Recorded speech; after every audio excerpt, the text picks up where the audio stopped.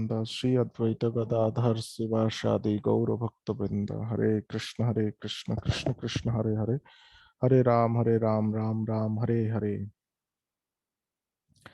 जय श्रील प्रभुपाद की जय।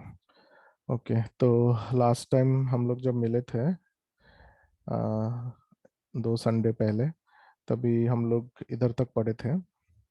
Those belonging to some sectarian faith will wrongly consider that Sanatan Dharma is also sectarian. But if we go deeply into the matter and consider it in the light of modern science, it is possible for us to see that Sanatan Dharma is the business of all the people of the world, nay, of all living entities of the universe.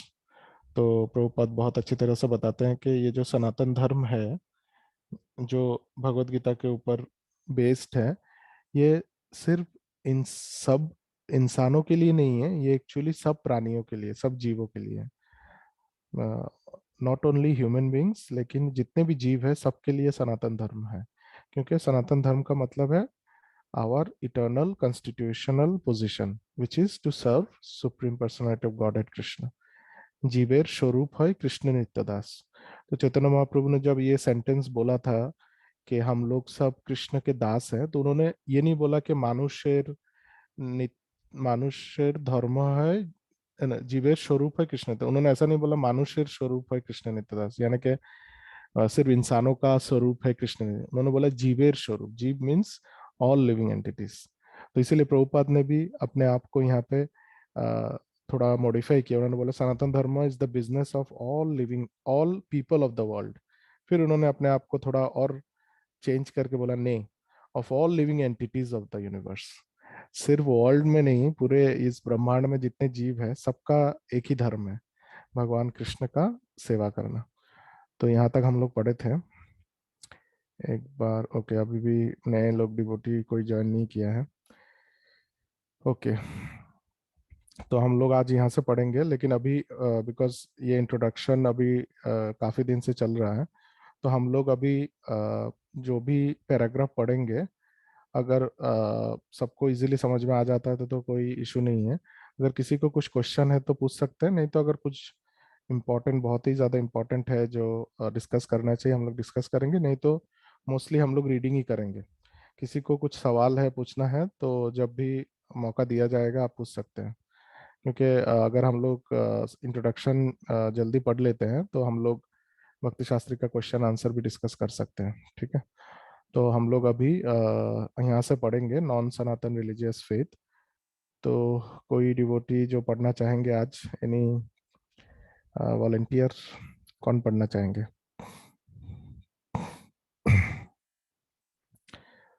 Non Sanatan religious faith कौन पढ़ना चाहेंगे?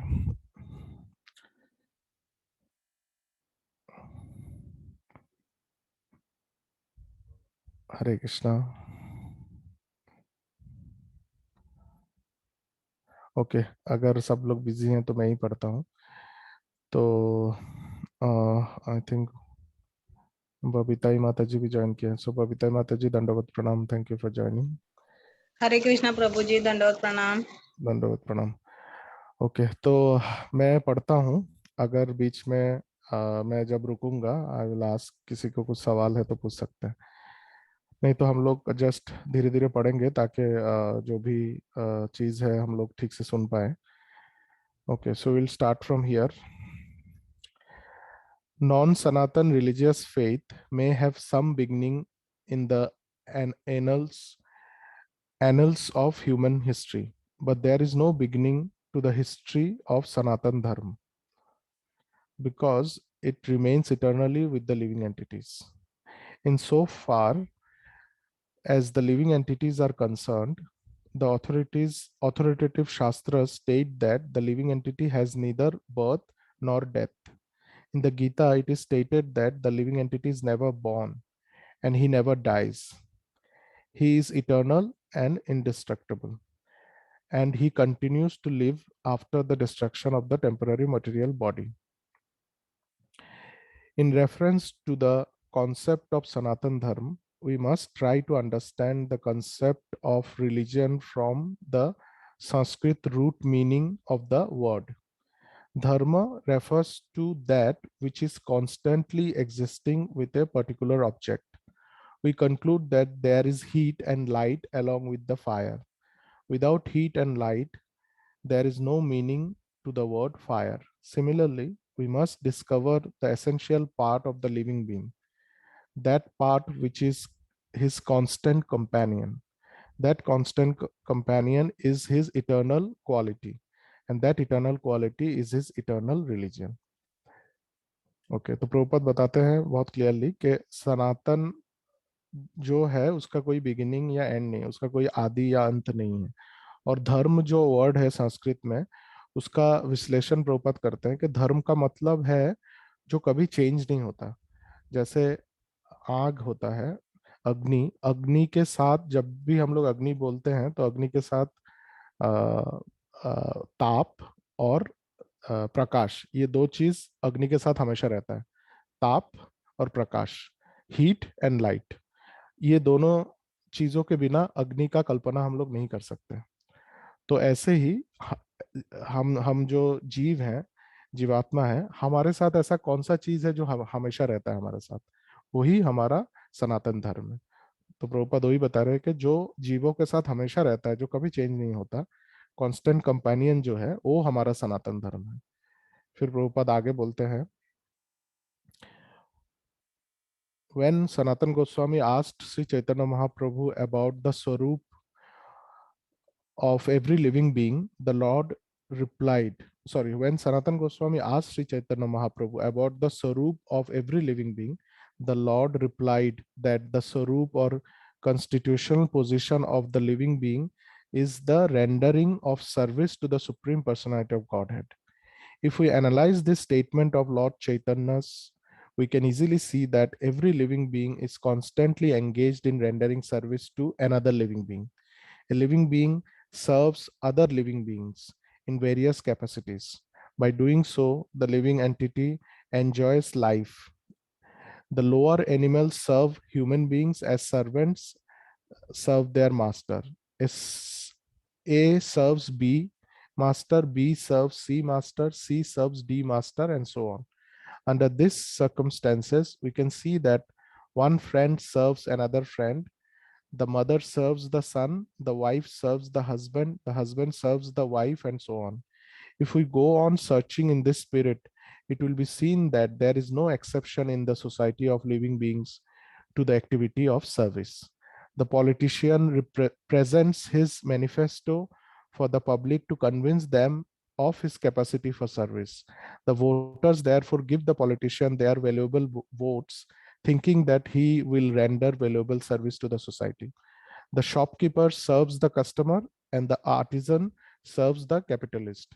The capitalist serves the family, and the family serves the state in terms of the eternal capacity of eternal living being. In this way, we can see that no living being is exempt from rendering service to other living beings. And therefore, we can safely conclude that service is the constant companion of the living being, and that the rendering of service is the eternal religion of the living being. तो प्रभुपाद यहाँ पे उदाहरण देते हैं कि सनातन गोस्वामी जी ने चैतन्य महाप्रभु को ये सवाल पूछा था कि धर्म क्या है। तो चैतन्य महाप्रभु ने ये बहुत इंपॉर्टेंट जो फेमस श्लोका है वो बताया था उन्होंने कि जीवेर स्वरूप है कृष्ण नित्यदास। तो उन्होंने, जैसे मैंने बताया पहले, कि उन्होंने जीवेर बोला है, उन्होंने मानुषेर नहीं बोला, मनुष्यों का नहीं बोला है, उन्होंने बोला हर जीव का जो नित्य धर्म है वो है भगवान कृष्ण का दासत्व करना। और फिर प्रभुपाद यहाँ पे उदाहरण देके समझाते कि अगर हम लोग ठीक से विश्लेषण करें तो देखा जाएगा कि हर जीव एक दूसरे जीव का सेवा कर रहा है। जो पशुएं हैं जैसे गोमाता, कुत्ता, बिल्ली, ये सब इंसानों का सेवा करते हैं, या हॉर्स, घोड़ा जो है वो इंसानों का सेवा करता है। और इंसान किसका सेवा करता है? वो अपने फैमिली का, अपने देश का, अपने सोसाइटी का, अपने घर वालों का ऐसा सेवा करते हैं। तो हर कोई किसी न किसी के सेवा में लगे हैं। जैसे पॉलिटिशियन जनता का सेवा करते हैं, जनता अपने घर वालों का सेवा करते हैं, घर वाले स्टेट का सेवा करते हैं, ऐसा करके सेवा चल ही रहा है। तो इस विश्लेषण से ये पता चलता है कि हमारा जो नित्य धर्म है वो है सेवा करना। कोई ऐसा जीव नहीं है जो सेवा नहीं कर रहा है। वो एक तो अपने इंद्रियों का सेवा कर रहा है, नहीं तो दूसरे के इंद्रियों का सेवा कर रहा है। सेवा तो हर कोई कर रहा है। तो सेवा करना हमारा धर्म है। ये प्रभुपाद ये उदाहरण देके समझाते हैं। फिर प्रभुपाद बोलते हैं, yet man professes to belong to a particular type of faith with reference to a particular time and circumstance, and thus claims to be a Hindu, Muslim, Christian, Buddhist, or an adherent of any other sect.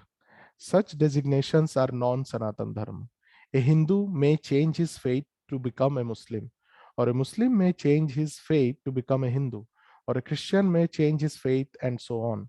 But in all circumstances, the change of religious faith does not affect the eternal occupation of rendering service to others. The Hindu, Muslim, or Christian in all circumstances is servant of someone. Thus, to profess a particular type of faith is not to profess one Sanatan Dharma. The rendering of service is Sanatan Dharma. फिर से प्रभुपाद बहुत सुंदर उदाहरण देते हैं कि जो अलग अलग अभी अलग अलग नाम का जो धर्म अभी दुनिया में है, जैसे हिंदू धर्म, इस्लाम, फिर क्रिश्चियनिटी, बुद्धिज्म, अलग अलग धर्म है। लेकिन लोग बोलते हैं कि ये धर्म है, लेकिन एक्चुअली वो धर्म नहीं है, क्योंकि जो वर्ड धर्म है उसका मतलब है जो हमारे हमारे साथ हमेशा रहता है वही धर्म है हमारा, यानी कि हमारा नेचर या कॉन्स्टिट्यूशनल पोजीशन। लेकिन प्रभुपाद उदाहरण देते हैं कि आज जो हिंदू है वो कल मुस्लिम बन भी सकता है कि नहीं? फिर जो मुस्लिम है वो कल क्रिश्चियन बन भी सकता है। चेंज हो सकता है ना। कोई अपना जो धर्म है, मीन्स सो कॉल्ड धर्म जो है, रिलीजियन, वो चेंज कर सकता है। लेकिन उसका जो सेवा करने का प्रवृत्ति है वो कभी चेंज नहीं होगा। जैसे सोचिए कि एक मिठाई बनाने वाला है, वो मिठाई बनाता है। वो हिंदू हिंदू था एक टाइम पे, फिर बाद में उसने अपना मजहब चेंज करके वो मुसलमान बन गया। लेकिन क्या वो अपना मिठाई बनाने का बिजनेस छोड़ देगा? नहीं, मिठाई तो वो बनाएगा, क्योंकि वो उसका पैसा कमाने का जरिया है। वो लोगों का सेवा करने का उसका तरीका है मिठाई बना के। तो ऐसे ही अल्टीमेटली सब जीव जो है उनका जो सनातन या नित्य धर्म जो है वो है सेवा करना। बाकी ये जो अलग अलग नाम है, हिंदू, मुस्लिम, क्रिश्चियन, ये सब कुछ समय के लिए रहता है। जैसे अभी मैं एक हिंदू के घर में पैदा हुआ तो हिंदू हूँ। नेक्स्ट जन्म में अगर मैं किसी मुस्लिम के घर में पैदा हुआ तो मैं मुसलमान हूँ। फिर वो जन्म जब खत्म हो जाएगा मैं किसी और धर्म में पैदा हो सकता हूँ।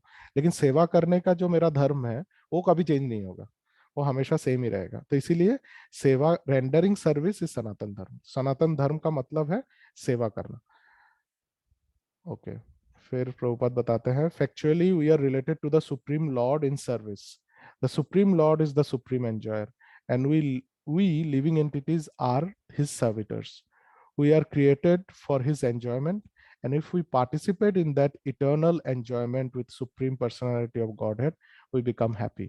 We cannot become happy otherwise. It is not possible to be happy independently. Just as no one part of the body can be happy without cooperating with the stomach, it is not possible for the living entity to be happy without rendering transcendental loving service unto the supreme Lord. तो प्रभुपाद पहले सनातन धर्म क्या है वो समझाया, सेवा करना। फिर सेवा करना सनातन धर्म है, लेकिन उसके बाद एक क्वेश्चन आता है, एक सवाल आता है कि किसका सेवा करना? सेवा तो सब लोग कर ही रहे हैं ऑलरेडी, लेकिन कोई सुखी है क्या? सुखी तो कोई नहीं है। तो फिर नेक्स्ट सवाल ये आता है कि किसका सेवा करना है। तो प्रभुपाद यहाँ पे बताते हैं कि factually we are related to the supreme lord in service. हम लोगों को एक्चुअली भगवान कृष्ण जो परम परम पुरुषोत्तम है उनका सेवा करना चाहिए। फिर वो बताते हैं कि हम लोगों को बना ही गया है भगवान का सेवा करने के लिए, और हम लोग उनका सेवा करेंगे तो उनके सेवा के माध्यम से हम लोग सुखी हो सकते हैं। तो उन्होंने उदाहरण दिया कि जैसे शरीर का हर अंग अगर पेट में खाना देने के लिए काम नहीं करता है तो कोई भी अंग स्वाधीन तरीके से सुखी हो नहीं सकता। शरीर में जितने भी अंग हैं उनको पेट में खाना देना ही पड़ेगा। तो ऐसे ही भगवान कृष्ण जो है वो हमारे पूरे सृष्टि के जो मूल स्वरूप है वो भगवान कृष्ण है। और हम लोग अगर वृक्ष के मूल में पानी नहीं देंगे तो वृक्ष कैसे हरा भरा बनेगा या सुखी कैसे बनेगा। तो ऐसे ही भगवान कृष्ण के सेवा के माध्यम से हर जीव सुखी हो सकता है, और ये ध्रुव सत्य है, ये कोई चेंज नहीं कर सकता। क्योंकि सेवा तो हम लोग कंटिन्यूअसली कर ही रहे हैं, किसी ना किसी का सेवा कर रहे हैं, लेकिन एक्चुअली में सुखी है क्या? सुख तभी मिलता है जब भगवान कृष्ण का सेवा होता है। ओके, लेट मी सी, और कोई डिवोटी ज्वाइन किए हैं क्या? और एक जन तो ज्वाइन किए हैं। संगीता माता जी दंडवत प्रणाम, thank you for joining. Okay, तो मैंने अभी तक इतना पढ़ा है, और अभी कोई डिवोटी पढ़ना चाहेंगे आगे यहाँ से? हरे कृष्णा प्रभु जी। अनीता माता जी, हाँ पढ़िए। दंडवत प्रणाम। दंडवत प्रणाम। In the Bhagavad Gita, worship of different demigods or rendering services to them is not approved. It is started in 7th chapter, 20 verses. कामस्ते हर्ष ज्ञाना कामस्ते हर्ष ज्ञाना प्रपद्यन्ते देवता तम तम नियमास्ताय प्रकृत्या नियता स्वया. Those whose intelligence has been stolen by material desires, desire surrender unto de, unto demigods and follow the particular rules and regulations of worship according to their own natures. Here it is a plainly said that those who are directed by lust worship the demigods and not the Supreme Lord Krishna. When we mention the name Krishna, we do not refer to any sectarian name.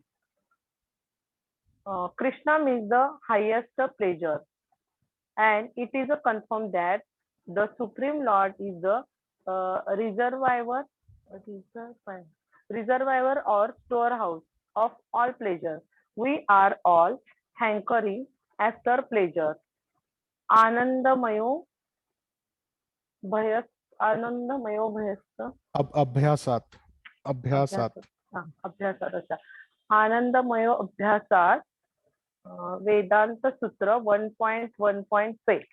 The living entities like the Lord are full of the consciousness and they are after happiness. The Lord is perpetually happy, and if the living entities associate with the Lord, cooperate with him and take part in his association, then they also become happy. हरे कृष्णा। यहाँ पे माता जी कुछ समझने में तकलीफ हुआ या कुछ क्वेश्चन है आपका? या नहीं प्रभु जी, यही भगवान गॉड के बारे में उन्होंने बताया कि कृष्ण का क्या मीनिंग है. कृष्ण बोले तो सर्वोच्च, सबको आनंद देने वाला, सर्वोच्च ऐसे बोला सर्व, और सब आनंद का भंडार है वो, और वो आनंद का सरोवर है, ऐसे शास्त्र में उनका पुष्टि दिया है. और आनंदमय अभ्यासात में उन्होंने बोला है कि भगवंता जैसे ही सब जीव है वो चेतना युक्त है ऐसे, और वो भगवंत ही हैप्पी है, यानी क्या बोले सुखी, सर्वोच्च आनंद भगवंत ही है ऐसे. Okay, very good. और इसलिए आनंद ही, सब जीवन भी आनंदमय होता है ऐसे, आनंद ही आनंद. Okay, very good. तो यहाँ पे जैसे माता जी ने बताया कि पहले तो प्रभुपाद क्लियरली बोलते हैं, वो 7.20 श्लोका भगवत गीता 7 चैप्टर 20th श्लोका, इसमें कृष्ण खुद, हाँ, कामस्तैतर ऋतज्ञान प्रपद्यन्ते अन्य देवता.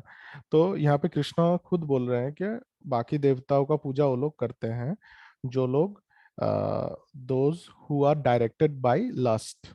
लस्ट का मतलब है काम. दो चीज होता है, एक होता है काम और एक होता है प्रेम. और इसका डेफिनेशन क्या है वो खुद चैतन्य महाप्रभु देते हैं. आत्म इंद्रिय प्रीतिवांछा तार नाम काम, कृष्ण इंद्रिय प्रीतिवांछा धरे प्रेम नाम. यानी कि आत्म इंद्रिय मीन्स अपने खुद का जो इंद्रिय है उसका जब आप तृप्ति करते हैं, इंद्रिय तृप्ति जब करते हैं अपने इंद्रियों का, तब उसको काम बोला जाता है. और भगवान कृष्ण के इंद्रियों का जब तृप्ति करने के लिए आप सेवा करते हैं, उसको प्रेम बोला जाता है। बहुत आसान डेफिनेशन दिया है चैतन्य महाप्रभु ने। अपना इंद्रिय तृप्ति काम, कृष्ण के इंद्रियों का तृप्ति प्रेम। तो काम और प्रेम क्या है अभी क्लियरली आई थिंक सब भक्तों को पता है। तो जो लोग काम करना चाहते हैं, काम का मतलब है लस्ट, जो अपने इंद्रियों का तृप्ति करना चाहते हैं, वो लोग अन्य देवता का पूजा करते हैं। कृष्ण क्या चाहते हैं, हम लोग अन्य देवता का पूजा करें? नहीं, कृष्ण नहीं चाहते हैं। कृष्ण चाहते हैं कि हम लोग उनका ही सेवा करें, क्योंकि अल्टीमेटली कृष्ण से ही सब आनंद आता है। जैसे माता जी ने बताया कि वो सब आनंद के सरोवर हैं, उनको इसीलिए आनंदाम बुद्धि वर्धनम ऐसा बोला जाता है कि वो एक आनंद के समुद्र है जो हर दिन बढ़ता रहता है। ऐसा एक समुद्र जो आज बॉम्बे में था, कल पुणे में चला जाएगा, परसों आंध्र प्रदेश में चला जाएगा, फिर बांग्लादेश में चला जाएगा, मीन्स एवरी डे वो बढ़ता रहता है। आनंदमयो आनंदाम बुद्धि वर्धनम, आनंद के एक ऐसे समुद्र है कृष्ण जो हर दिन बढ़ता है। तो अगर कृष्ण आनंद का समुद्र है, तो हम लोगों को कैसे अपना इंद्रिय तृप्ति करके आनंद मिलेगा? इसलिए हमको कृष्ण के इंद्रिय का तृप्ति कराना चाहिए। और अगर हम लोग कृष्ण के साथ कोऑपरेट करके उनका सेवा करें, तभी हम लोग सुखी हो सकते हैं। नहीं तो सुखी होने का और कोई तरीका नहीं है। कोशिश तो सब लोग कर रहे हैं, कोई सुखी हो रहा है क्या?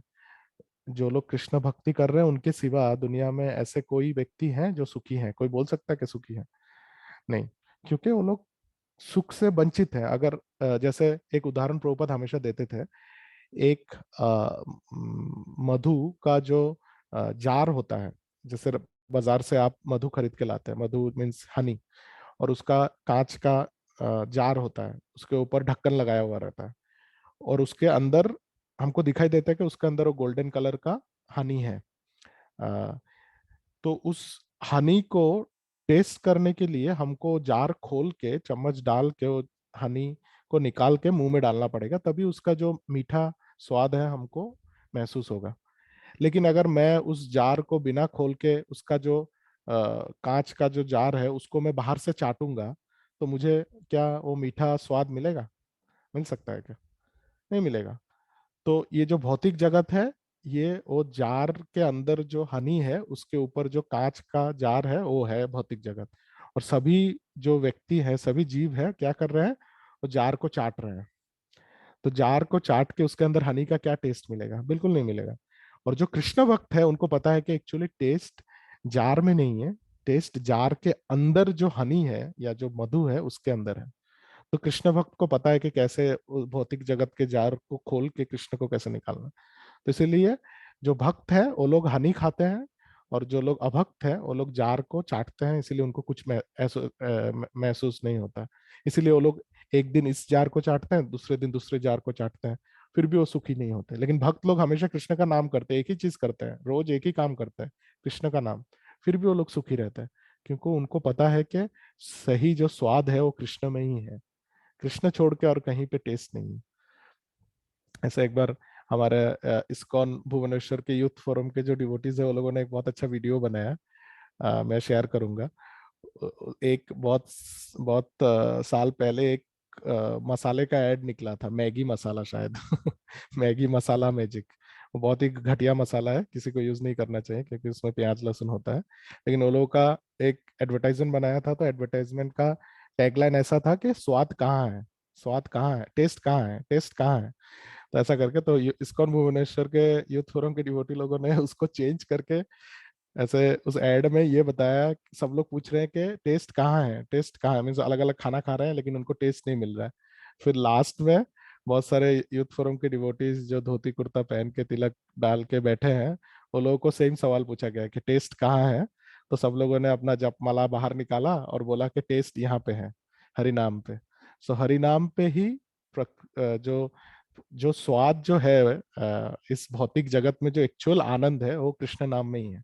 भौतिक जगत सिर्फ दुख का जगत है, दुखालय, दुख का आलय है, यानी कि दुख का सागर है ये। लेकिन यहाँ पे भी आनंद मिलता है। क्या आनंद है? वो है कृष्ण का नाम। जो कृष्ण का नाम लेंगे वही सुखी होंगे। तो इसीलिए प्रभुपाद यहाँ पे वो बता रहे हैं, ये बहुत इंपॉर्टेंट है। और ओके, ओके नेक्स्ट पैराग्राफ। पढ़ते कौन? प्रभु जी में। हाँ पढ़िए। The Lord descends to the mortal world to show his pastime in Vrindavan, which are full of the happiness. When Lord Sri Krishna was in Vrindavan, his activities with his cowsherd boyfriends, with his with his damsel damsels. friends, Hmm, hmm. with the order inhabitants of Vrindavan and with the cows where are full of happiness. The total population of Vrindavan and with the cows were all full of happiness. The total population of Vrindavan knew nothing but Krishna. But Lord Krishna even discouraged his father Nanda Maharaj from worshipping the demigod Indra because he wanted to establish the fact that people need not worship any demigods. They need only worship the Supreme Lord because their ultimate goal is to return to his abode. The abode of Lord Sri Krishna is described in the Bhagavad Gita, 15th chapter. न तद्भासयते सूर्यो न शशांको न पावका यद्गत्वा न निर्वन्तते तदधाम परमं मम. The supreme abode of mind is not illuminated by the sun or moon, nor by fire or electricity. Those who reach it never return to this material world. This verse gives a description of that eternal sky. Of course, we have a material conception of the sky, and we think of it in a relationship to the sun, moon, stars, and so on. But in this verse, the Lord states that in the eternal sky, there is no need for the sun, nor for the moon, nor electricity or fire of any kind, because the spiritual sky is already illuminated by the Brahma Jyoti, the rays emanating from the Supreme Lord. We are trying with the difficulty to reach other planets, but it is not difficult to understand the abode of the Supreme Lord. This abode is referred to as Goloka in the Brahma Samhita 5.37. It is a beautiful described the Golok. Golok Golok Golok एव एव निवसति. निव सत्य खिलात्म भूत असंच ना. हाँ, हा करेक्ट करेक्ट गोलोक करेक्ट. एव सत्य खिलात्म भूत भगव कुठं गेलं. हाँ, इधर हा गोलोक एव निवसति अखिलात्म हा भूता. इकडं गोलोक हा the Lord resides eternally in his abode Goloka. Yet he can be approached from this world, and to this end the Lord comes to the manifest his real form. Satchidananda Vigraha. Bhagavad Gita ने 5.1. ब्रह्म okay संहिता माता जी. ब्रह्म संहिता okay yes लिखा है. हाँ वही मैं ये कर रही थी कि क्या yes for. When he manifests his form, there is no need for our imagining what he looks like to discourage such imaginative speculations. He descends and exhibits himself as he is an Shama Sundar. Unfortunately, the less intelligent deride him because he comes as one of us and plays with us as a human being. But because of this, we should not consider the Lord one of us. It is by his omnipotency that, बरोबर ना? Correct correct Because माता. of his omnipotency, that he presents himself in his real form before us and displays his pastimes, which are replicas of those pastimes found in his abode. In okay. the हाँ हाँ माता, sorry Sukuna माता है जी. क्या. तो यहाँ पे कुछ कोई सवाल क्वेश्चन है आपका, या कुछ समझने में तकलीफ हुआ ऐसा कुछ? नहीं अभी ये जो वर्ड मैंने पढ़ा ना वही नहीं मुझे पढ़ा अभी अच्छा नीचे अच्छा, नीचे last last. Word last word. हाँ वही मैं पूछने वाली थी. ओमनीपोटेंसी. हाँ ओमनीपोटेंसी. हाँ ही ओमनीपोटेंसी ओमनीपोटेंसी का दैट मतलब है प्रेजेंट. कि जो सर्वशक्तिमान, उसको ओ ओमनीपोटेंसी बोलते हैं इंग्लिश में, ओके सर्वशक्तिमान. तो सर्वशक्ति. हाँ, तो ये प्रभुपाद बताते हैं. अच्छा, यहाँ पे पहले तो एक चीज जो प्रभुपाद बार बार बोल रहे हैं कि कृष्ण ने खुद भी जब गोवर्धन लीला परफॉर्म किया था, तभी भी उन्होंने नंद महाराज और बाकी ब्रजवासियों को देवताओं का पूजा करने के लिए मना किया था. ठीक है। तो ये एक चीज कभी कभी जो लोग भक्ति में आते हैं उनके मन में भी, क्योंकि ऑब्वियसली जो लोग भारत से हैं और हिंदू धर्म से हैं, वो लोग कुछ ना कुछ देवी देवता का पूजा करते ही हैं। भगवान का पूजा करते हैं, नहीं तो देवी देवता का पूजा करते हैं नॉर्मल। और वो लोग जब कृष्ण भक्ति में आते हैं और जब उनको ऐसा बताया जाता है कि देवी देवता का पूजा करने की कोनो जरूरत नहीं है, तब उनको थोड़ा बुरा लगता है कि क्यों नहीं करना है। तो फिर भी जो शिक्षा गुरु है या काउंसलर है, वो लोग प्रेम से उनको समझाते हैं। लेकिन अल्टीमेटली सच यही है कि कृष्ण खुद भी नहीं चाहते कि हम लोग देवी देवता का पूजा करें। नहीं तो इंद्र महाराज, इंद्र का पूजा करने के लिए नंद महाराज को क्यों मना करते हैं। और एक बहुत अच्छा एक्चुअली एक्चुअली क्यों नहीं करना चाहिए, क्योंकि जैसे कृष्ण ने उदाहरण दिया था नंद महाराज को कि अगर हम लोग भगवान का सेवा करते हैं, तो भगवान तो सर्वशक्तिमान है, उनके अंडर में ही सब लोग काम करते हैं। तो अगर हम लोग भगवान को प्रसन्न करते हैं, तो अलग अलग डिपार्टमेंट में जाके सबको अलग तरीके से प्रसन्न करने की क्या जरूरत है। जैसे फॉर एग्जाम्पल हम लोग भारत में रहते हैं, भारत में रह के हम लोग बहुत सारा फैसिलिटी एंजॉय करते हैं, जैसे राशन, इलेक्ट्रिसिटी, फिर क्या बोलते हैं उसको, water, road, transportation, railway, airline, hospital, बहुत कुछ भारत में रहने से हमको सुविधा मिलता है। ठीक है। और उस सुविधा का भुगतान करने के लिए हम लोग क्या करते हैं, साल में एक बार इनकम टैक्स पे करते हैं। ठीक है, जिसको आयकर बोलते हैं, राइट। तो वो आयकर क्या हम लोग एक जगह में पे करते हैं कि अलग अलग डिपार्टमेंट में जाके पे करते हैं। एक ही जगह पे करते हैं, राइट। एक ही जगह पे, एक हाँ ही जगह एक ही पे जगह करते हैं। पे। हाँ, तो एक ही जगह पे करने से फायदा क्या है कि हम लोगों को ज्यादा अलग अलग जगह पे जाने की जरूरत नहीं है। गवर्नमेंट हमसे एक साथ पैसा ले लेते हैं और जिसको जिसको जरूरत है गवर्नमेंट दे देती है। गवर्नमेंट अगर उनको रोड बनाना है तो रोड ट्रांसपोर्टेशन को पैसा दे देंगे, उनको अगर एयरपोर्ट बनाना है तो एयरपोर्ट अथॉरिटी ऑफ इंडिया को पैसा दे देंगे, उनको अगर हॉस्पिटल बनाना है तो जो हेल्थ डिपार्टमेंट है उनको दे देंगे, उनको स्कूल कॉलेज बनाना है तो एजुकेशन डिपार्टमेंट को देंगे। हम लोगों को अलग अलग से सबको देने की जरूरत नहीं है, क्योंकि ये हमारा काम बढ़ाता है एक्चुअली, इससे हमको तकलीफ ज्यादा होता है कि नहीं। अगर सोचिए कि इनकम टैक्स आप 1 लाख का पे करते हैं और आप हर डिपार्टमेंट में जाके 5,000 5,000 5,000 5,000 करके दे के आते हैं, तो कितना तकलीफ होगा आपको। तो लेकिन उसी तकलीफ को कम करने के लिए गवर्नमेंट ने बोला है कि मत करो ये सब झमेला, इनकम टैक्स डिपार्टमेंट है उधर ही पे करो। इनकम टैक्स डिपार्टमेंट बाकी सब का जगह पे पैसा भेज देगा। और वो होता है, इतने साल से हो रहा है और आगे भी होगा। सेम अगर किसी घर में, अगर सोचिए कि घर में एक गेस्ट आते हैं और वो चाहते हैं कि घर में 10 मेंबर रहते हैं, एक फैमिली में 10 मेंबर है, सबको 100 रुपए 100 रुपए करके दें, ऐसा वो गिफ्ट देना चाहते हैं 100 रुपए।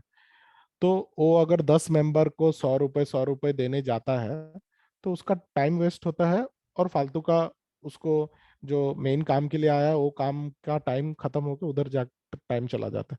लेकिन अगर वो 10 मेंबर के लिए 1,000 रुपए वो घर का जो इंचार्ज है, जो हेड ऑफ द फैमिली, उसको दे देता है और उसको रिक्वेस्ट करता है कि सर, आपके घर में जितने भी मेंबर हैं इंक्लूडिंग आप, 100 100 रुपीज का गिफ्ट आप लोग खरीद लीजिए, तो उससे काम बहुत आसान हो जाता है। तो भगवान का भक्ति करने का मतलब है कि हम लोग अपना प्रॉब्लम कम करें, ना कि प्रॉब्लम को बढ़ाएं। और देवताओं का सेवा करने का मतलब है हम लोग जानबूझ के प्रॉब्लम को बढ़ा रहे हैं। एक एक इनकम टैक्स डिपार्टमेंट में पैसा देने से जैसे हमारा हर काम हो जाता है, ऐसे ही भगवान का सेवा करने से ऑटोमेटिकली सब संतुष्ट हो जाता है। तो हमको अलग से लोगों को संतुष्ट करने की क्या जरूरत है, या देवताओं को संतुष्ट करने की क्या जरूरत है। ये तो हम लोग जानबूझ के अपने पैर पे कुल्हाड़ी मार रहे हैं ना। क्यों इतना एक्स्ट्रा काम क्यों करना है। किसी को अगर एक ही काम करके सब काम हो जाता है, तो क्यों वो 10 12 अलग अलग काम करेगा। तो इसीलिए कृष्ण ने नंद महाराज को बोला था कि आप मत करिए, और नंद महाराज ने भी मान लिया ये बात।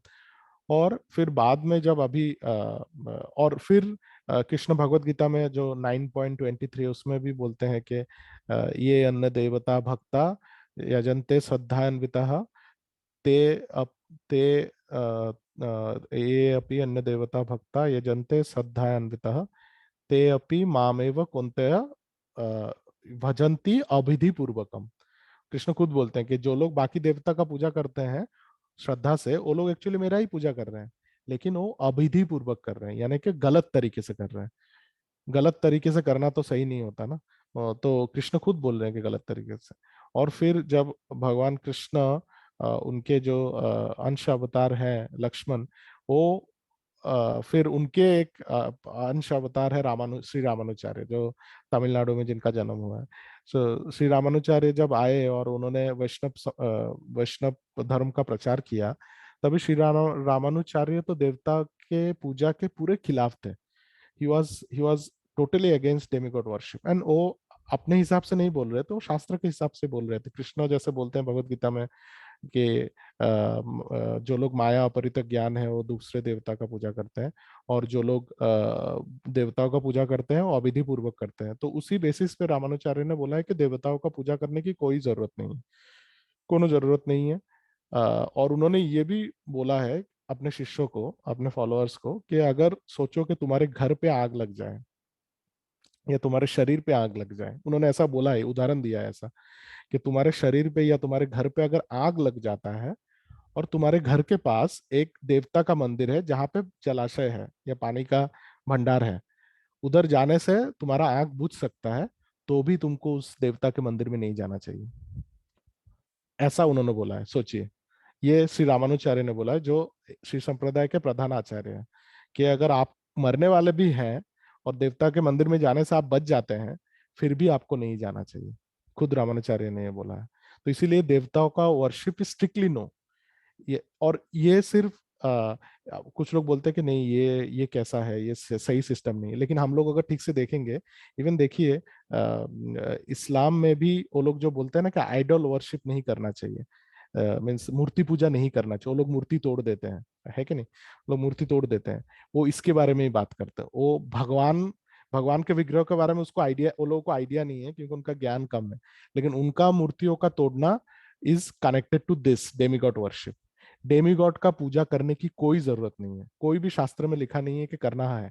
हाँ, शास्त्र जो लिखा है वो अज्ञानी लोगों के लिए लिखा है, जो लोग बेवकूफ हैं, जिनका ज्ञान कम है, जिनको भगवान के प्रति कोई आस्था नहीं है, उनके लिए दिया गया है कि ठीक है, अगर तुमको भगवान के प्रति प्रीति नहीं है तो जाओ और देवी देवता का पूजा करो। लेकिन अगर किसी भी हालत में कृष्ण की कृपा से या भक्तों की कृपा से हम लोग भगवत भक्ति के लेवल में पहुंचते हैं, तो हमको फिर से ये देवी देवता का पूजा करने की कोई जरूरत नहीं।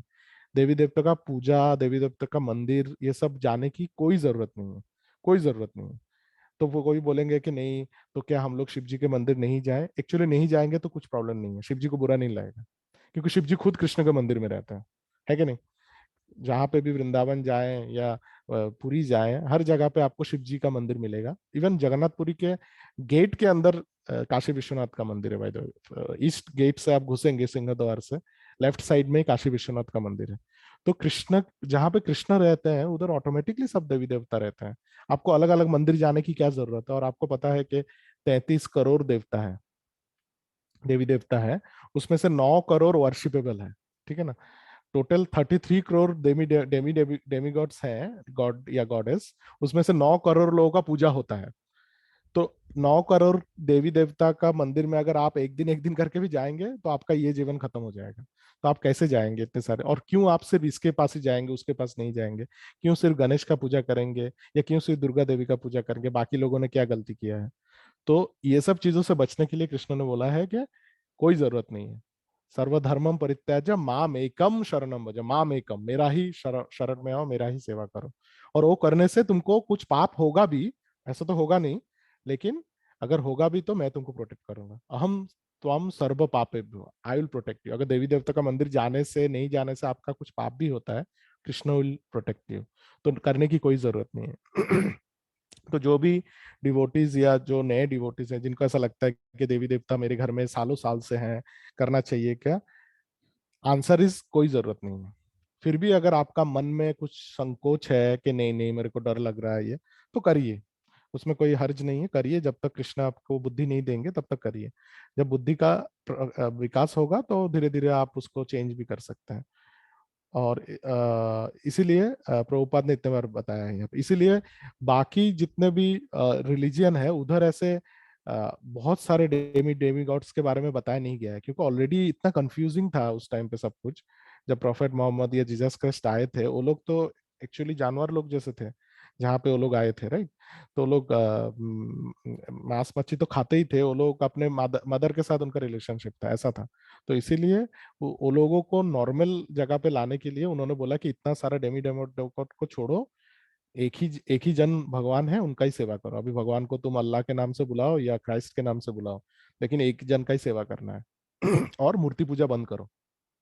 मूर्ति पूजा, डेमीगॉड वर्शिप को मूर्ति पूजा बोला जाता है। डेमीगॉड वर्शिप या ह्यूमन बीइंग का वर्शिप जो होता है उसको मूर्ति पूजा बोला जाता है। भगवान का जब वर्शिप होता है उसको विग्रह अर्चन बोला जाता है। अर्चन यानी कि भगवान खुद अपने स्वरूप में आते हैं और उनका सेवा होता है।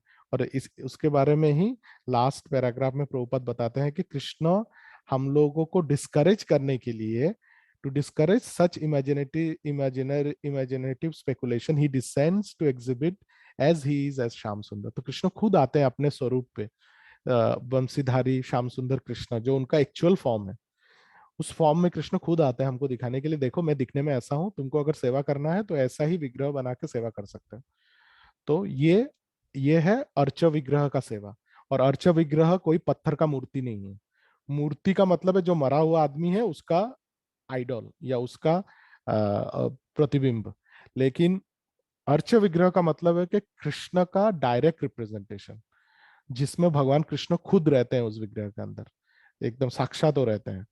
और अर्च विग्रह का कोई अपमान नहीं करना चाहिए, अर्च विग्रह का कोई भी सेवा में त्रुटि नहीं होना चाहिए, नहीं तो अपराध हो जाता है। इसीलिए चैतन्य महाप्रभु ने चैतन्य भागवत में बोला है, ये वाला श्लोका बताया था उन्होंने के अर्च विग्रह के बारे में उन्होंने बताया, ये देवी देवता का मूर्ति के बारे में नहीं बताया। उन्होंने बताया कि साक्षात वजंद सुत इतना ही आन, जेबा अज्ञे करे तारे प्रतिमा हेनो ज्ञान। Pratima is another word for murti, by the way. Bengali में मूर्ति को प्रतिमा बोला जाता है।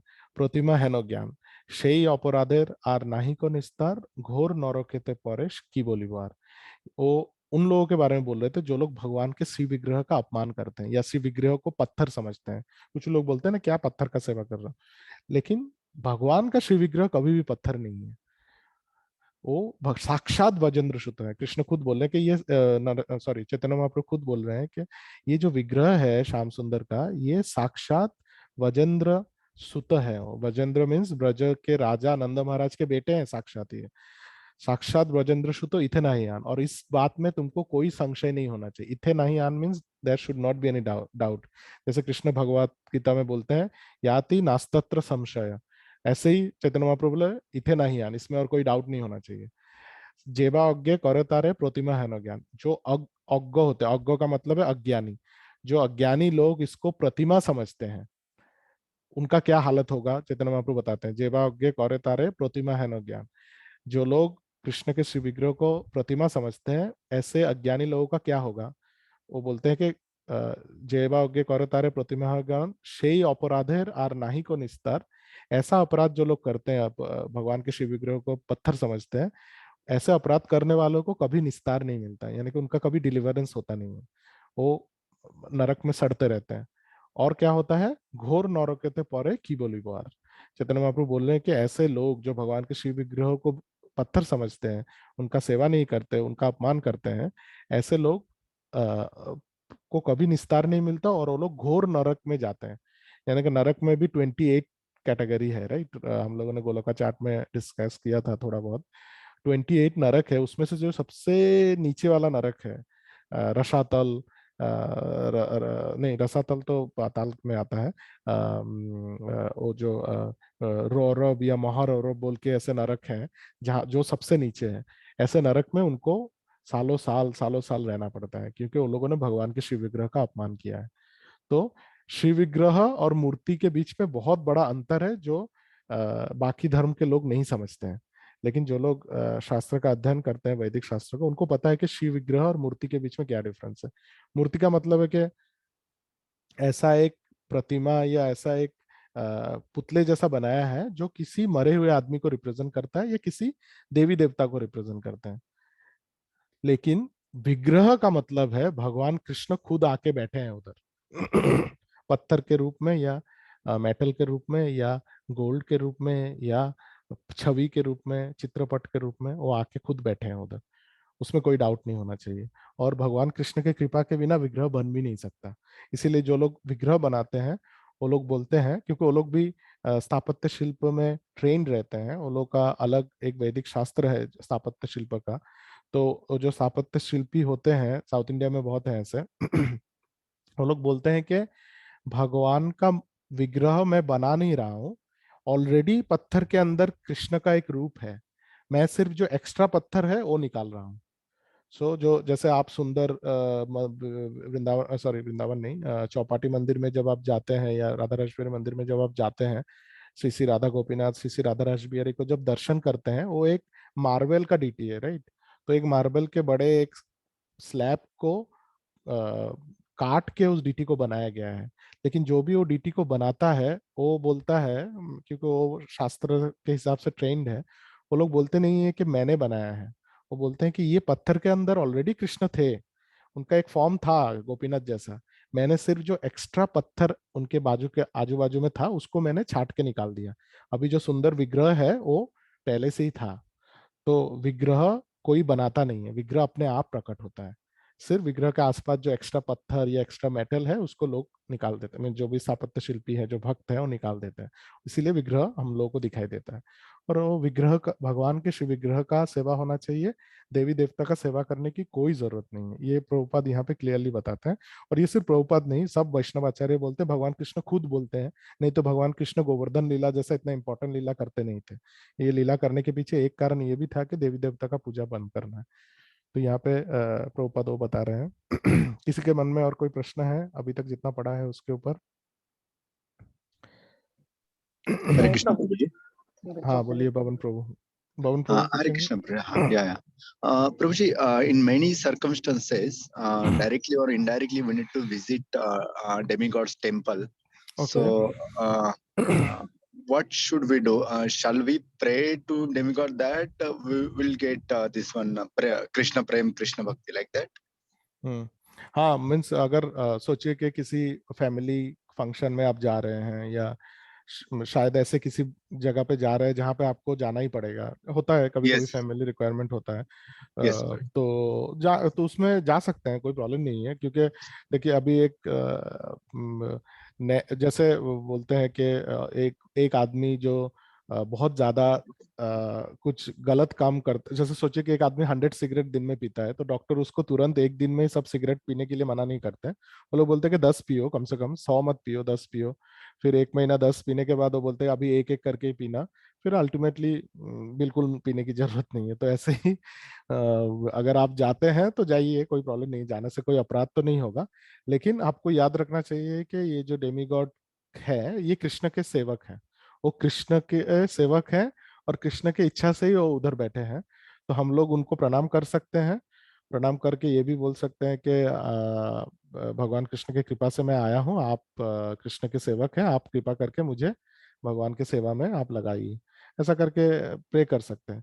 लेकिन अगर वो कोई फैमिली फंक्शन या कोई आपके ऊपर कोई क्या बोलते हैं, कोई अगर प्रेशर है तभी जाइए।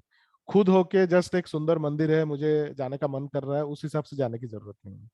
कोई अगर स्पेशल आपका फैमिली का प्रोग्राम है या कोई ऐसा इम्पोर्टेंट चीज है जो आपको जाना ही चाहिए, नहीं जाने से बुरा लग जाएगा लोगों को या कुछ पाबंदी है, तो जाइए। लेकिन खुद होके जाने की जरूरत नहीं है कि हाँ मेरे घर के रास्ते में एक गणेश जी का मंदिर है, मुझे जाना चाहिए बिकॉज वो मेरे घर के रास्ते में है। कोई जरूरत नहीं है। फैमिली रिक्वायरमेंट या कोई परिवार का रिक्वायरमेंट या कोई ऐसा चीज है जो अनअवॉइडेबल है, उसके लिए जाना है तो जा सकते हैं, नहीं तो कोई जरूरत नहीं।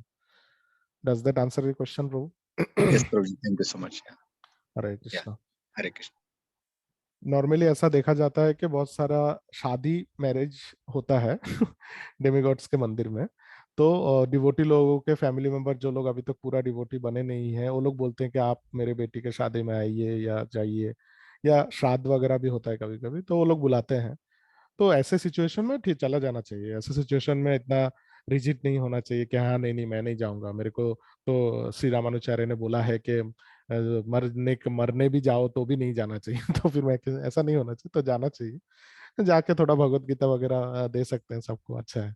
लेकिन खुद होके जाने की कोई जरूरत नहीं, that is not needed at all. और घर में अगर देवी देवता का मूर्ति है, मैं फिर से बोल रहा हूँ, देवी देवता का मूर्ति होता है, इसीलिए वो लोग विसर्जन करते हैं। क्यों विसर्जन करते हैं? अगर उसमें गणेश जी होते तो गणेश जी को कोई विसर्जन करता है क्या?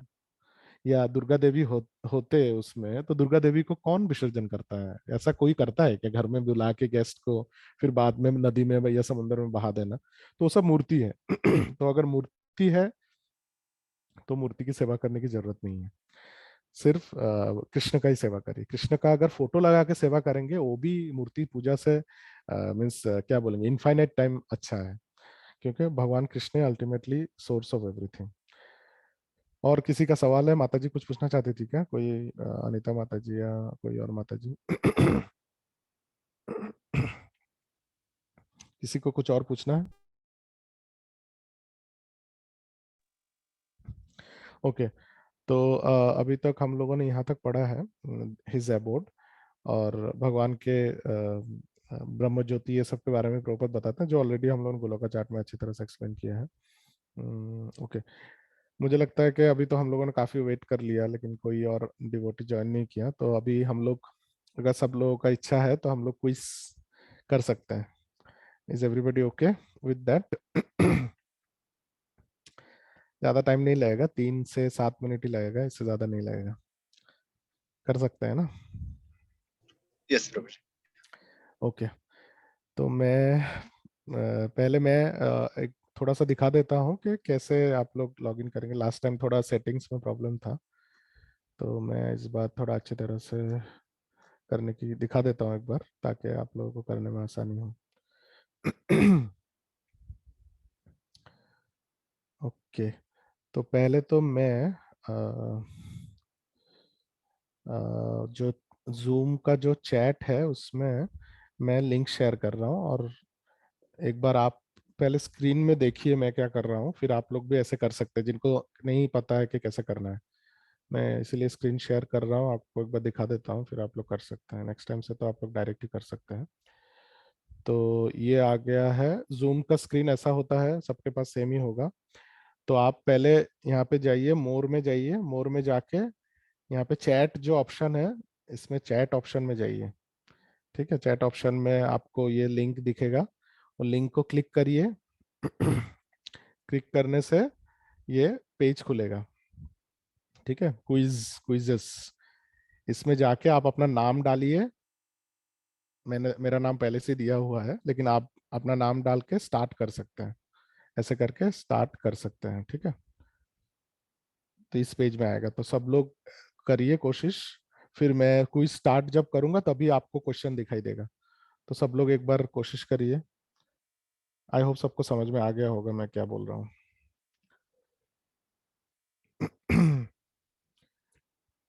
सब लोग कोशिश करिए प्लीज।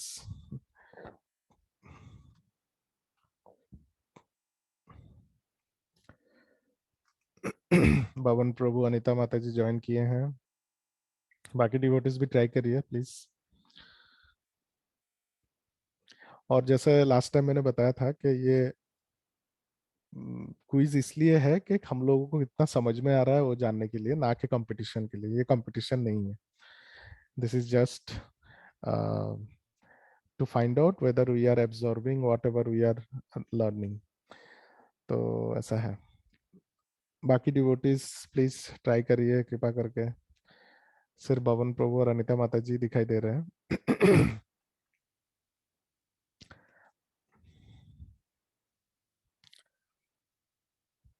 हम लोगों ने भगवत गीता के इंट्रोडक्शन में या प्रीफेस में जो भी पढ़ा है उसके ऊपर ही क्वेश्चंस हैं, कुछ अलग क्वेश्चन नहीं है, और क्वेश्चन भी ज्यादा डिफिकल्ट कुछ है नहीं, मल्टीपल चॉइस है। तो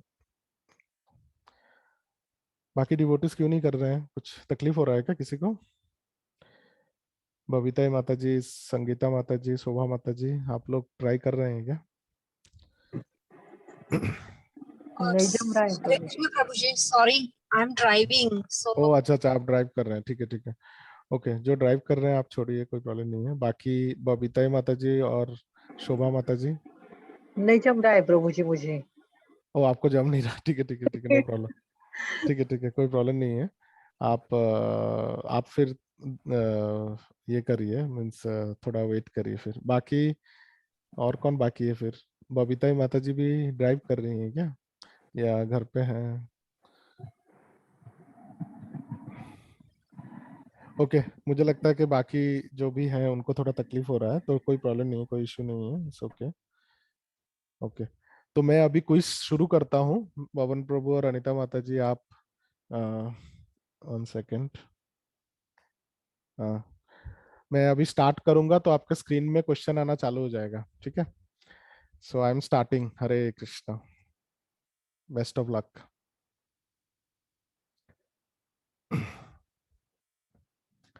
देखिए, क्वेश्चन आना चालू हो गया होगा। क्वेश्चन आसान, आराम से पढ़िए, 30 सेकंड का टाइम है, कोई जल्दबाजी करने की जरूरत नहीं है।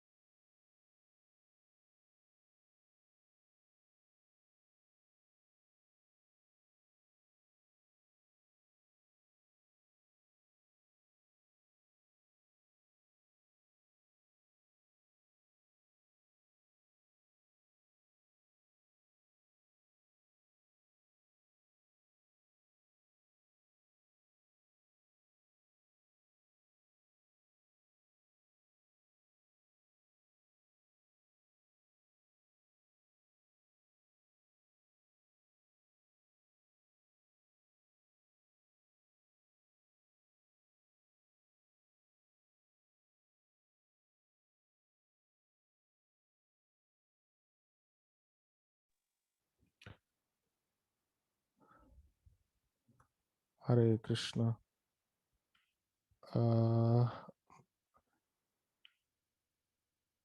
ओके,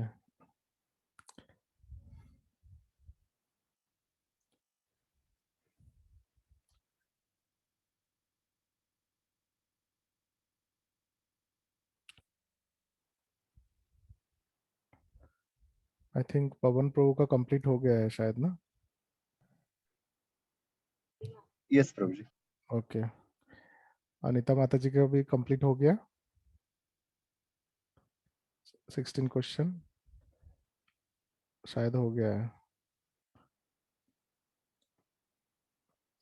हो गया है तो एक बार बताइए प्रभु कि। जी 2 क्वेश्चन बाकी है, रुको ना 2 हाँ मिनट। हाँ हाँ, 2 आराम से क्वेश्चन। करिए, आराम से करिए।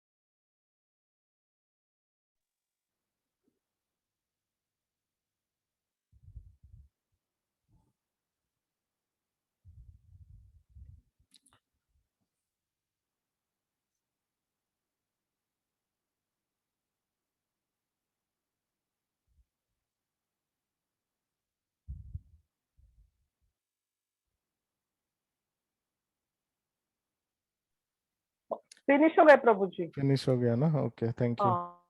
Very good. तो मैं एक बार स्क्रीन शेयर करता हूँ, 1 सेकेंड।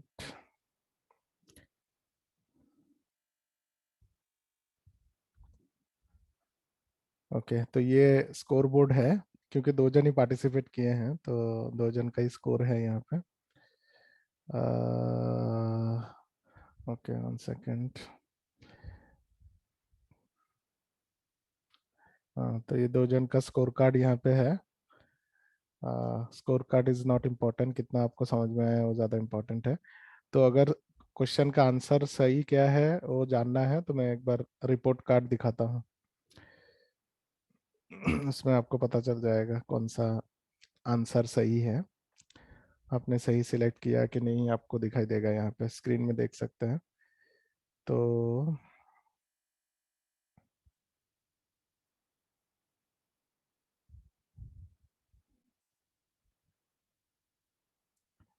ओके, सेशन को मैं एंड कर देता हूँ, 1 सेकंड।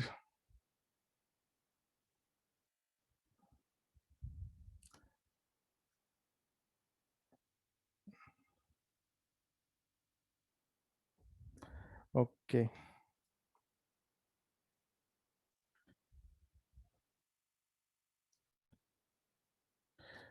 तो मैं क्वेश्चन का आंसर यहाँ पे है तो आप देख सकते हैं। पहला क्वेश्चन है, the person Krishna is both the goal and substance of Bhagavad Gita. इसका आंसर ट्रू है। Shri Vallabh Vidyabhushan had presented Gopal Bhasya commentary on Bhagavad on Vedanta philosophy। इसका आंसर फॉल्स है। एक्चुअली उन्होंने जो बुक लिखा था उसका नाम है गोविंद भाष्य, तो मैंने जानबूझ के इसको गोपाल कर दिया था, तो ये फॉल्स है क्योंकि ये गोविंद गोविंद भाष्य होना चाहिए। ठीक है। और second third question, actually the original father of this Krishna consciousness movement is, कौन है इस मूवमेंट का है? प्रभुपा, ये एक्चुअली प्रीफेस में दिया है, ये सेंटेंस प्रीफेस से लिया गया है. The sentence is actually the original father of this Krishna consciousness movement is fill in the blanks himself. कौन है? आंसर इज लॉर्ड कृष्णा, क्योंकि कृष्ण ने ही ये चालू किया था एक्चुअली 5000 साल पहले. So Lord Krishna is the right answer. Now यहाँ पे फोटो है जगन्नाथ दास बाबाजी महाराज का. तो यहाँ पे जगन्नाथ दास बाबाजी महाराज इज द राइट आंसर. ठीक है. सेकंड फोटो जो है वो श्रील भक्ति विनोद ठाकुर का है. मैंने उनका पूरा नाम लिखा है, श्रील सच्चिदानंद भक्ति विनोद ठाकुर. तो ये राइट आंसर है. ये क्वेश्चन आपसे जितना भी क्विज होगा, हर क्विज में ये 3 क्वेश्चन कॉमन रहने वाला है. जब तक आप लोग 100% करेक्ट नहीं होते हैं, मैं ये क्वेश्चन हर क्विज में डालने वाला हूँ. Okay. What is the name of this great Vaishnav? Again ये गौरव किशोर दास बाबा जी. इसका आंसर आप दोनों ने सही दिया है, करेक्ट है. Okay. Lord Krishna first spoke Bhagavad Gita to dash dash some 100 million years ago. इसका आंसर सही दिया है आप दोनों ने. सन गॉड करेक्ट है.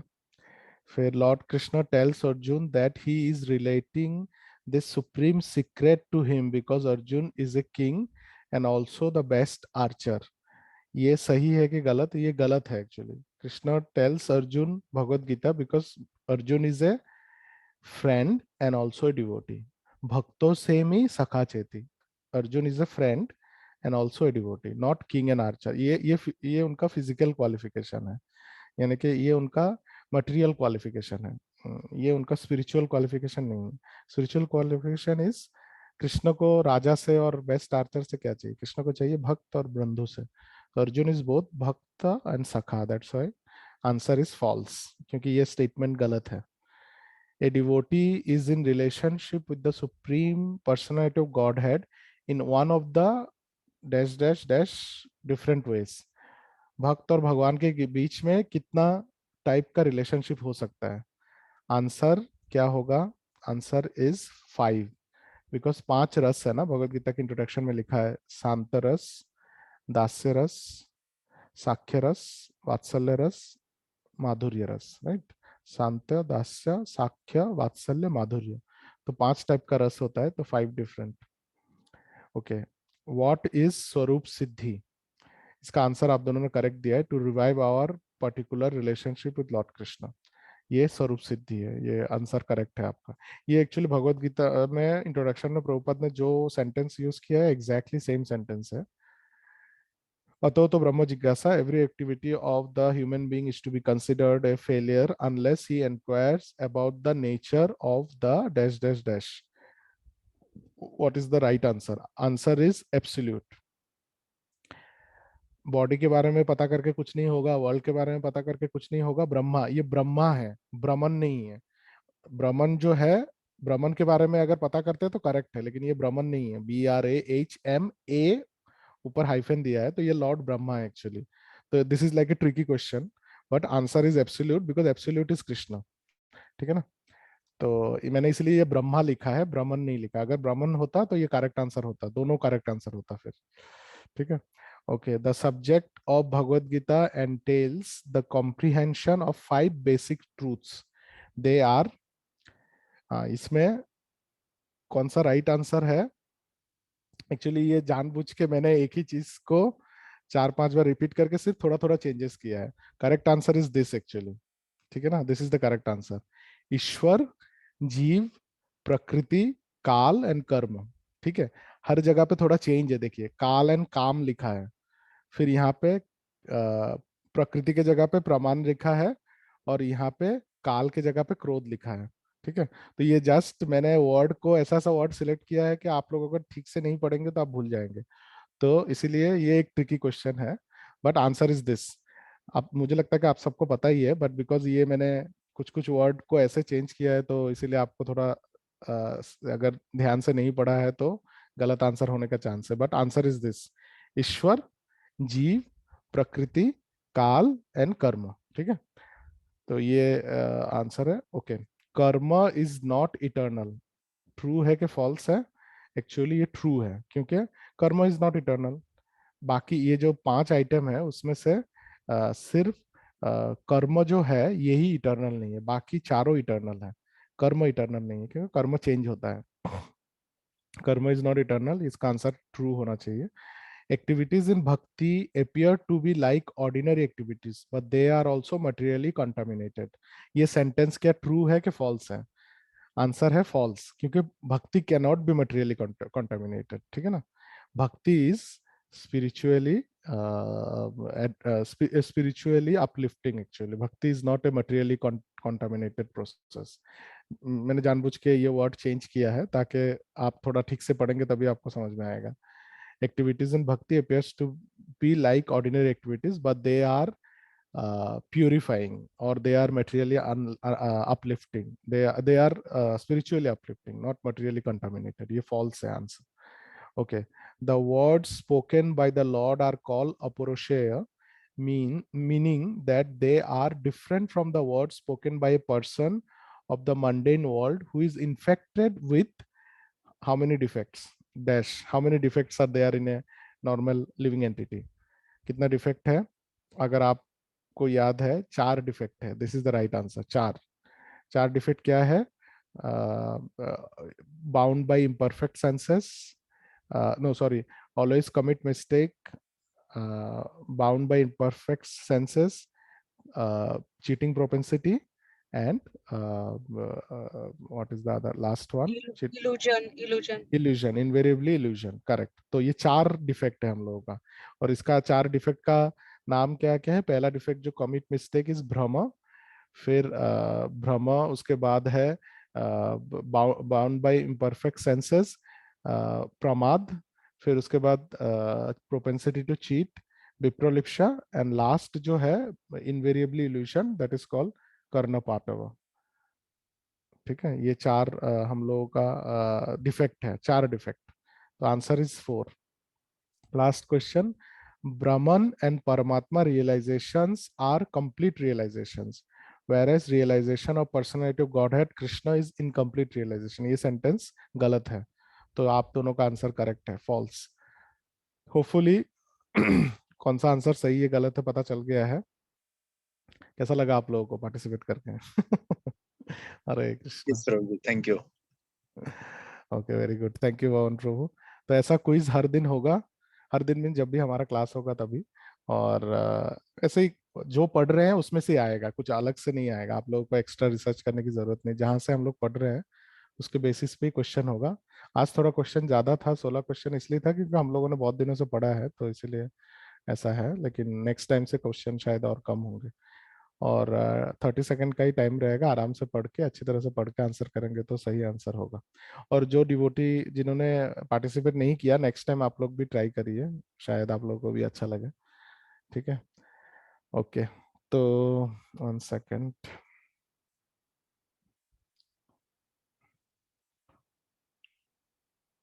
देवी माता जी और शोभा माता जी का लैंग्वेज का प्रॉब्लम है प्रभु जी, इंग्लिश। नेक्स्ट टाइम क्या इसलिए उनको समझ में नहीं आया, वो ज्वाइन नहीं कर पाए। हिंदी में मैं कोशिश कर सकता हूँ, नेक्स्ट टाइम से हिंदी में ट्राई हाँ करूंगा। प्रभु जी, हिंदी में चलेगा, वो इंग्लिश का मुझे नहीं जम रहा है वो। क्या ठीक है, ठीक है, प्रभु जान ठीक थे है। प्रभु जी। नेक्स्ट टाइम से हिंदी में मैं कोशिश हाँ करूंगा। हाँ हाँ, हिंदी में चलेगा फिर प्रभु जी। और हिंदी में अगर कुछ स्पेलिंग मिस्टेक है तो मेरा गलती है, याद रखिए।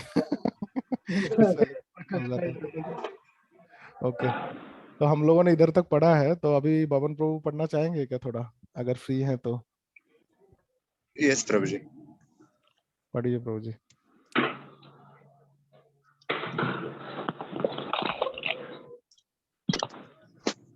In the effulgent rays of the spiritual sky, there are innumerable planets floating.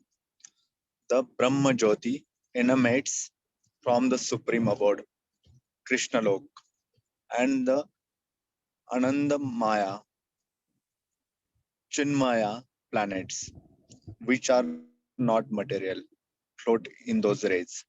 The Lord says, Na tad pasyate suryo na sansasko yad gatvana nivarnate tad dham paramam mam. Bhagavad Gita 15.6. One who can approach that spiritual sky is not required to descend again to the material sky. In the material sky, even if we approach the highest planet, Brahmalok, what to speak of the moon, we will find the same conditions of life, namely birth, death, disease, and old age. No planet in the material universe is free from these four principles of material existence. पढ़िए पूर्व, आगे भी पढ़ सकते हो प्रभु जी। Yeah. The living entities are traveling from one planet to another, but it is not that we can go to any planet we like merely by a mechanical arrangement. If we desire to go to other planets, there is a process for going there. This is also mentioned.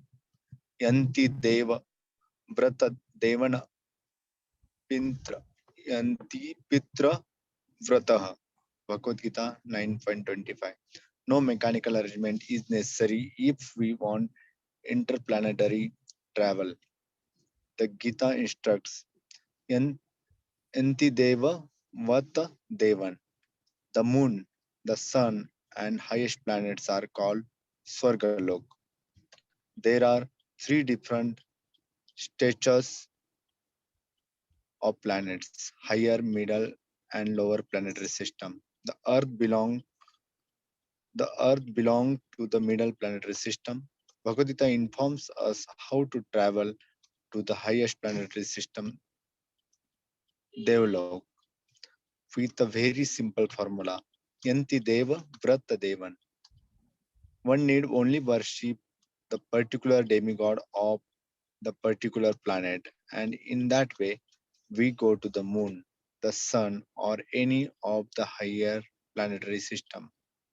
Yet Bhagavad Gita does not advise us to go to any of the planets in the material world, because even if we go to Brahmalok, the highest planet, through some sort of mechanical contrivance by maybe traveling for 40,000 years, and who will live that long, we will still find the material inconvenience of birth, death, disease, and old age. But one who wants to approach the supreme planet, Krishna Lok, or any of the other planets with the spiritual sky will not meet with these material inconveniences. Amongst all of the planets in the spiritual sky, there is one supreme planet called Golok Vrindavan, which is the original planet in the abode of the original personality of Godhead Sri Krishna. All of this information is given in Bhagavad Gita, and we are given through its instruction information how to live the material world and begin a truly blissful life in the spiritual sky. In the 15th chapter of Bhagavad Gita, the real picture of the material world is given. It's said there, Urdhvam Mulam Adha Shakham Ashwatham Prahur Avyayam Chandamsi Yasya Purnami Yastam Vedasa Vedavit. Here, the material world is described as a tree whose roots are upwards and branches are below. We have experience of a tree whose roots are upward. If one stands on the bank of the river or any reservoir of water, he can see that the trees reflected in the water are upside down. The branches go downwards and the roots upwards. Similarly, the material world is a reflection of the spiritual world. The material world is but a shadow of reality. In the shadow, there is no reality or substantiality, but from the shadow, we can understand that there are substance and reality. In the desert there are no water, but the mirage suggests that there is such a thing as water. In the material world, there is no water, there is no happiness, but the real water of actual happiness is there in the spiritual world. The Lord suggests that we attain the spiritual world in the following manner. Bhagavad Gita 15.5. Nirmanya mohajit sangat dosh adhyatma nitya vinivratta kamaha द्वंद्वैर विमुख्य सुख दुख समझ समझनार गच्छन्ति अमुद्धः पदम अव्ययम तत्. That padam avyayam, the eternal kingdom, can be reached by one who is nirman moha. What does this means? We are after designations. Someone want to become sir, someone want to become lord, someone want to become president or a rich man or a king of something else. As long as we are attached to these designations, we are attached to the body because designations belong to the body. But we are not these bodies, and realizing this is the first stage of spiritual realization. We are associated with the three modes of material nature, but we must become detached through devotional service to the Lord. If we are not attached to devotional service to the Lord, then we cannot become detached from the modes of material nature. Designation and attachment are due to our lust and desire, our wanting to Lord it over the material nature. As long as we do not give up this propensity of lording it over material nature, there is no possibility of returning to the kingdom of the Supreme, the Sanatam Dharma, the eternal kingdom, which is never destroyed, can be approached by one who is not bewildered by the attraction of false material enjoyment, who is situated in the service of the Supreme Lord. One so situated can easily approach that Supreme Abode. Hare Krishna. Thank you Pavan Prabhu. Pavan Prabhu, जो भी आपने पढ़ा है, आप कुछ बताना चाहेंगे जो इम्पोर्टेंट पॉइंट आपको अभी Yeah, Prabhuji. लगा? I remember little bit, Prabhuji. Actually, if we want to go above our planet, then Brahmaloka is only Earth. ब्रह्मलोका जो है वही हाईएस्ट प्लैनेट है जिधर तक हम जा सकते हैं, और उधर भी है सब जो है ये सब उधर भी है, लेकिन हम उसके ऊपर मतलब गोलोक वृंदावन जाएंगे तो उधर नहीं है. और दूसरा पॉइंट ऐसा बोला है कि मतलब ये जड़ जगत है वो ये रिफ्लेक्शन है स्पिरिचुअल वर्ल्ड का. जैसे हम कोई मतलब पानी में झाड़ का या पेड़ का रिफ्लेक्शन देखते हैं तो उसका जो ब्रांचेस नीचे दिखता है और रूट्स ऊपर दिखता है, तो it is similar like that. मतलब जो स्पिरिचुअल वर्ल्ड है वो उसका रिफ्लेक्शन यानी मटेरियल वर्ल्ड है. और थर्ड पैराग्राफ में ऐसा बोला है कि जब तक हम मतलब हमारे डेसिग्नेशंस वगैरह है उसको छोड़ते नहीं है तब तक हम मतलब स्पिरिचुअल प्रोग्रेस नहीं कर सकते. Prabhu ji, this is what briefly I can explain. Correct है प्रभु जी. Thank you. तो हम लोगों ने यहाँ तक पढ़ा है आज. One so situated can approach that supreme abode. और शायद आज जितना ठीक है, फिर आगे नेक्स्ट वीक से यहाँ से पढ़ेंगे. तो जैसे भवन प्रभु ने बताया कि अलग अलग प्लेनेट में जाके कुछ फायदा नहीं है, इसीलिए अलग अलग प्लेनेट जाने का जो सहज उपाय है कि जो प्लेनेट के जो भी देवता है उनका पूजा करिए, उनका पूजा करने से, उनको स्मरण करने से मरने के टाइम में आप उधर चले जाएंगे। जो प्रभुपाद ने जो श्लोका यहाँ पे भगवत गीता से बताया है, यान्ति देवव्रता देवान पितृयान्ति पृथ्वीव्रता, तो ये आसान तरीका है, मैकेनिकल इंस्ट्रूमेंट बना के जाने की जरूरत नहीं है, जस्ट वेस्ट ऑफ टाइम। क्योंकि 40,000 साल तक भी अगर लाइट के स्पीड से आप ट्रैवल करते हैं तो भी ब्रह्मलोक नहीं पहुंचेंगे, सोच के देखिए। ये ब्रह्म संहिता में लिखा है bye the way, 40,000 years at the speed of light, if you travel, still you cannot reach Brahma Lok, it's so far, कैसे जाएंगे? तो उससे अच्छा है कि अगर जाना ही है ब्रह्म लोक तो ब्रह्मा जी के बारे में सोचिए तो चले जाएंगे, लेकिन उधर जाके भी आपको जन्म मृत्यु जरा व्याधि मिलेगा, तो फायदा क्या हुआ उधर जाके? उससे अच्छा है कि हम लोग आध्यात्मिक गगन में जाएं, स्पिरिचुअल स्काई में जाएं, जहाँ पे कोई जन्म मृत्यु जरा व्याधि नहीं है, जहाँ पे कृष्ण है, जहाँ पे ना सूर्य है ना चंद्रमा है, किसी की जरूरत नहीं है। कृष्ण के शरीर से ही इतना प्रकाश निकलता है कि उससे ही पूरा जो आध्यात्मिक आकाश है वो प्रज्वलित हो जाता है। और उधर ना जन्म है, ना मृत्यु है, ना जरा है, ना व्याधि है। और उधर जाने का जो उपाय है, प्रभुपाद ने लास्ट श्लोक में बताया है कि हम लोगों को उपाधिहीन बनना पड़ेगा, सर्व उपाधि विनिर्मुक्तम जो श्लोका है। निर्माण मोह, यहाँ पे कृष्ण बताते हैं कि निर्माण मोह means free from all titles, all उपाधिज। उपाधि मीन्स क्या?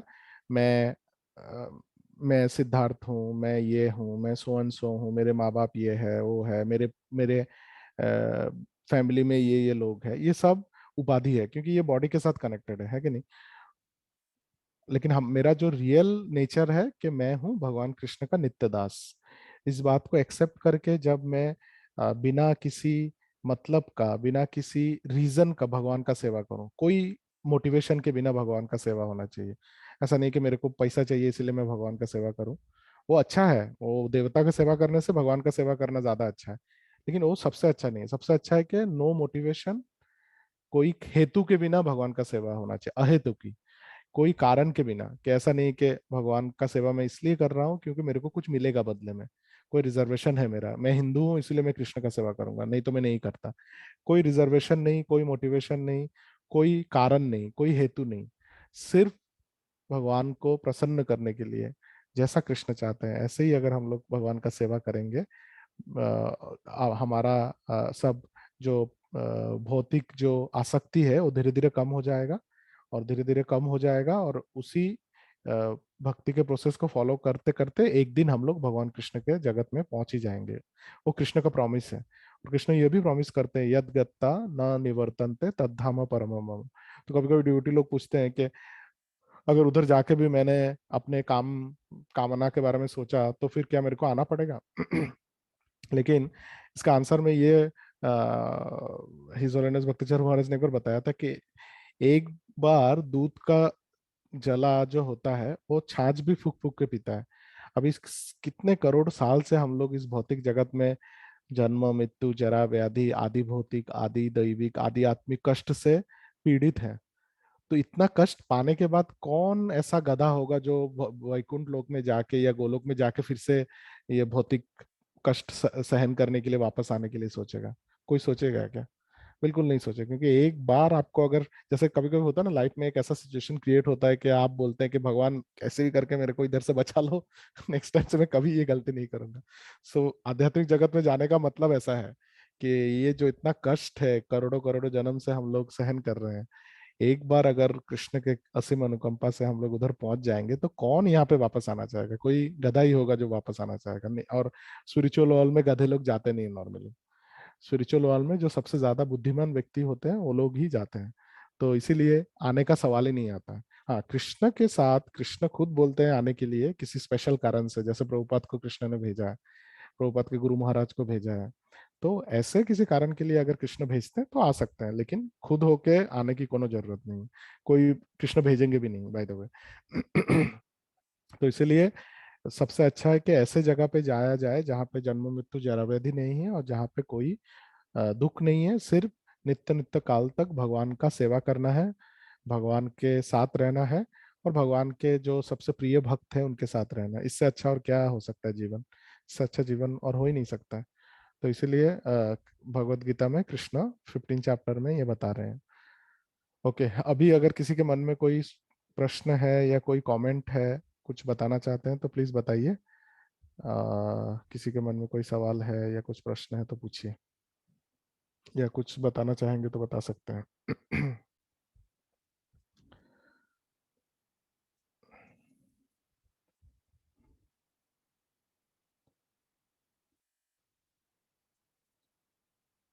ओके, अगर प्रश्न नहीं है तो हम लोग आज यहाँ पे विराम दे सकते हैं। तो नेक्स्ट संडे को हम लोग यहाँ से पढ़ेंगे एल्सवेयर इन भगवत गीता 8.1 जो है उधर से। ठीक है, तो हम लोग एक साथ हरे कृष्ण महामंत्र एक साथ जप करेंगे। सभी यूक्रेन में जितने भी भक्त हैं जिनको युद्ध की वजह से कष्ट हो रहा है, उनको जल्दी ये सब प्रॉब्लम से मुक्ति मिल जाए, और जहाँ पे भी डिवोटी लोगों के जीवन में कुछ कष्ट है, सब डिवोटियों को कष्ट से मुक्ति मिले जल्दी, और वो लोग अच्छी तरह से भक्ति कर पाए, और सब जीव जो अभी तक भक्त नहीं बन पाए वो लोग कृष्ण भक्ति में आए जल्दी प्रभुपाद की कृपा से। तो आप सब लोग मेरे साथ रिपीट कर सकते हैं। नमो ओम विष्णुपादाय कृष्ण पृष्ठाय भूतले भूतले श्रीमते श्रीमते भक्तिवेदांताय भक्तिवेदांत स्वामिनिति स्वामिनिति नामिने नामिने नमस्ते सरस्वती सरस्वती देवे देवे गौरवाणी गौरवाणी प्रचारिणे प्रचारिणे निर्विशेष निर्विशेष शून्यवादी पाश्चात्य पाश्चात्य देशकारिणे जय श्री जय श्री कृष्ण कृष्ण चैतन्य चैतन्य प्रभु प्रभु नित्यानंद श्री नित्यानंद अद्वैत श्री अद्वैत गदाधर गदाधर श्रीवासादि गौर श्रीवासादि भक्त गौर वृंद। भक्त वृंदम हरे हरे कृष्णा कृष्ण हरे हरे कृष्णा कृष्ण कृष्ण कृष्ण कृष्ण हरे कृष्ण हरे हरे हरे हरे राम हरे राम राम राम राम हरे हरे। राम हरे हरे हरे हरे कृष्ण हरे कृष्ण कृष्ण कृष्ण कृष्ण कृष्ण हरे कृष्ण हरे। हरे हरे हरे हरे राम राम राम राम हरे हरे। राम हरे हरे हरे हरे कृष्ण कृष्ण कृष्ण कृष्ण कृष्ण हरे कृष्ण हरे। कृष्ण हरे हरे हरे राम हरे राम राम राम हरे हरे हरे। राम राम राम हरे हरे हरे वंशा कृष्ण दंड प्रणाम कल्पतरुभ्यश्च कृपा कृपा सिन्धुभ्यो सिंधु पतितानां पतितानां पावनेभ्यो पावनेभ्यो नमो नमः। वैष्णवेभ्यो नमो अनंत नमः कोटि वैष्णव वृंद की वैष्णव वृंद जय। की जगत गुरु श्री जय प्रभुपाद की जय। की उपस्थित जय गौर भक्त वृंद की जय। निताय गौर जय प्रेमानंदे हरि हरि शिवानंदे बोल। हरि हरि हरि हरि बोल Hare Krishna. Thank you very much Hare for Krishna joining. Thank you Hare Prabhu Krishna. जी दंडवत दंडवत प्रणाम प्रणाम। दंडवत प्रणाम प्रभु Thank you so दंडवत much. प्रणाम प्रभु।